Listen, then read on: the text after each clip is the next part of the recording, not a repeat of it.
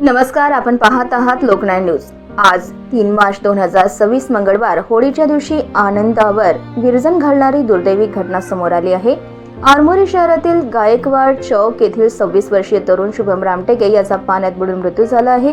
दुपारी सुमारे 12 वाजण्याच्या सुमारास ही हृदयद्रावक घटना घडली। मिळालेल्या माहितीनुसार रंगपंचमीचा जल्लोष साजरा केल्यानंतर शुभम आपल्या मित्रांसह गंगलवाडी टी पॉइंट येथे वनगंगा नदी पात्रात आंघोळीसाठी गेला होता। पाण्याचा अंदाज न आल्याने तो खोल पाण्यात गेला आणि बुडाला। मित्रांनी आरडाओरडा करत मदतीचा प्रयत्न केला, मात्र तोपर्यंत उशीर झाला होता। ही घटना चंद्रपूर गडचिरोली जिल्ह्यांच्या हद्दीत घडली असून संपूर्ण परिसरात शोककळा पसरली आहे।